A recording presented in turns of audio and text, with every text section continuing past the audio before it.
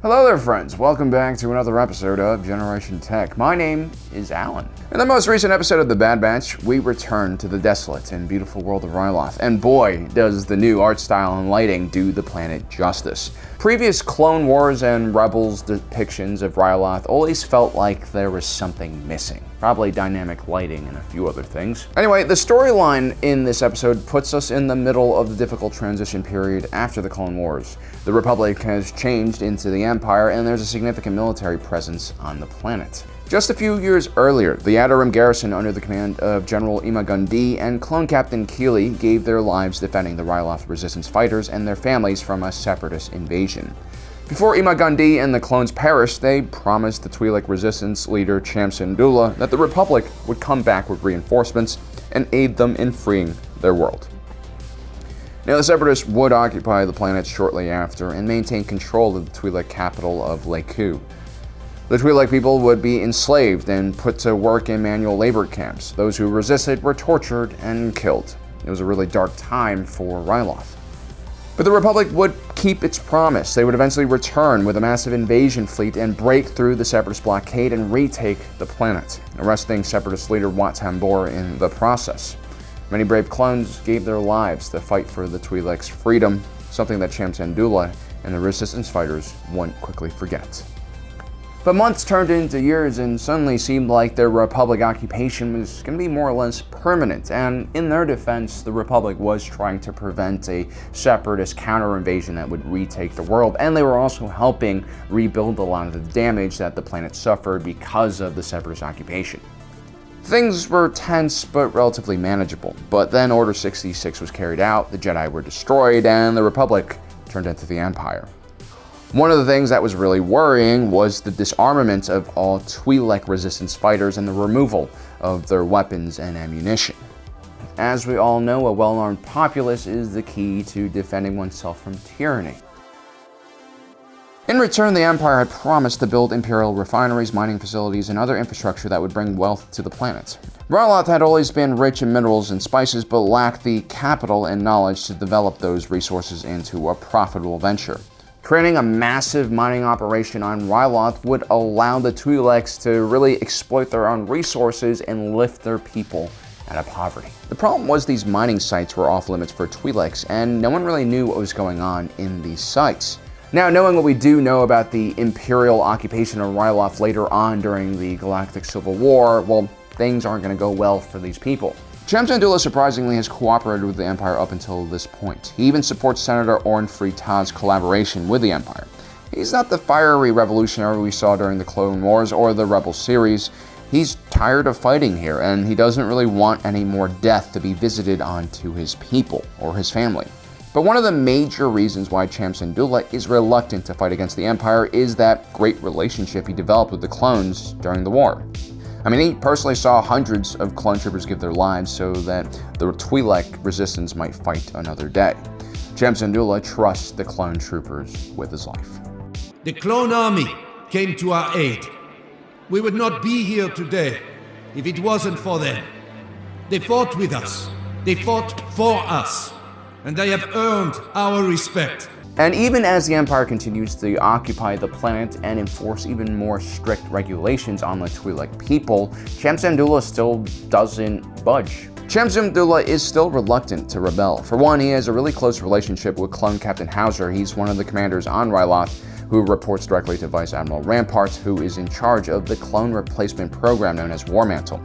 The Vice Admiral actually believes that conscripted soldiers are the future of the Empire, not the costly Kaminoan cloning program. Rampart is constantly observing the performance of the clone troopers, whether everyone realizes or not. And he's probably starting to notice some issues with Clone Captain Hauser and his relationship with Cham Syndulla.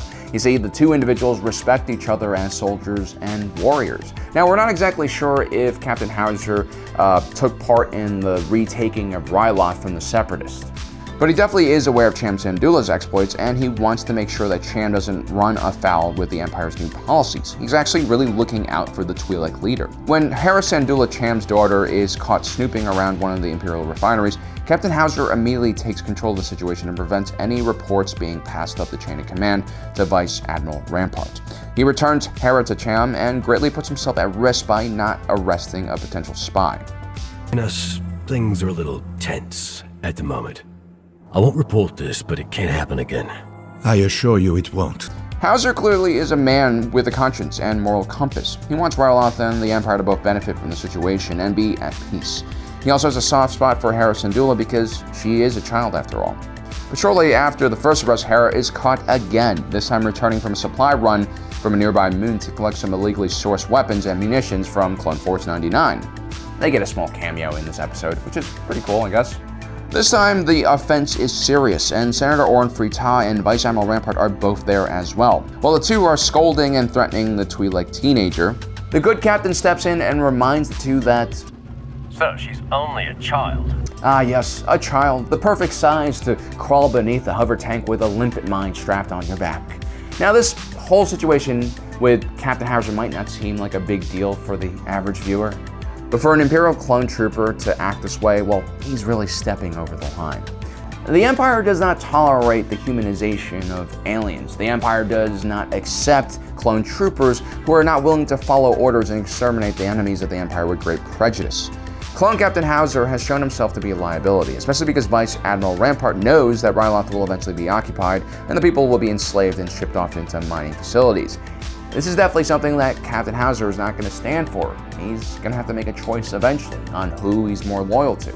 You see, even with the inhibitor chips activated, some clones' personalities will be hard to override. Especially clones who were deeply affected by the Jedi commanders who taught them everything they knew, basically. Look at individuals like Captain Rex and, well, most of the ARC troopers in the 501st. They've learned so much from Anakin, Obi-Wan, and Ahsoka Tano, and they've developed a moral compass that will be incredibly hard to rewrite. These are no longer just organic drones, these are all individuals with their own belief systems. The connection that the clone troopers built with the Ryloth resistance will carry over, and as the Empire continues its most intense policies like slavery, even the most loyal clones to the Empire will have a really hard time at justifying the enslavement of their former allies. The Empire is going to run into this problem all across the galaxy. The 224th Mud Troopers died together in the trenches with the Mimbonese. The 332nd Company and the Night Owls developed mutual respect for one another, fighting against the Death Watch on Mandalore. The 41st Scout Battalion lived with the Wookiees in the Great Warshire Trees of Kashyyyk, and the Clone Scuba Battalion swam alongside the Mon Calamari against their Quarren neighbors. The ties made in battle in the midst of life or death situations are the hardest ones to replace and break. Countless clones have saved the lives of indigenous individuals on these planets and vice versa. Now, the Empire could rotate the clones that fought during the Clone Wars to another planet to prevent this type of conflict of interest when they clamp down on the freedoms of these occupied peoples, but this is one more liability that will make Emperor Palpatine more wary of the clone troopers.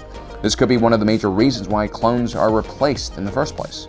The fact that Vice Admiral Rampart is here on Ryloth to witness the hesitation of Captain Hauser has me convinced that he will only use this as more ammunition against the clone trooper program. Vice Admiral Rampart is an individual who holds his cards close to his chest. He might look young and inexperienced, but I expect a great amount of terrible things from him. He's an individual with an extremely sharp mind. As promised, the Bad Batch is showing us what's going on in the galaxy during the transition to the Republic to the Empire. I mean, I've had so many questions about this period of time for the longest time, so I'm really glad we're starting to see little bits of detail come out. I think individuals like Captain Hauser are not going to be the exception, because I feel like there's going to be a lot of clone troopers who are going to want to continue fighting alongside the indigenous people that they saved. And because Dave Filoni knows that the fans really love the clones, I think we'll see more heroic clones defy the Empire. And also, what's with Hera Syndulla's accent? It's kind of weird, right? Anyway, let me know in the comment section below what you think about my analysis and about Hera Syndulla's accent. And also, don't forget to subscribe and hit that notification button down below so you don't miss out on the rest of the awesome content that we produce here. Anyway, thanks for joining us today. If you're watching this, you are Generation Tech.